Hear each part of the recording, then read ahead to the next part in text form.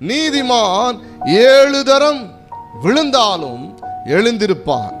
தீர்க்கதரிசி மீகா எழுதுகிறார், எனக்கு விரோதமாய் என் சத்துருவே எனக்கு விரோதமாய் சந்தோஷப்படாதே, நான் விழுந்தாலும் எழுந்திருப்பேன்.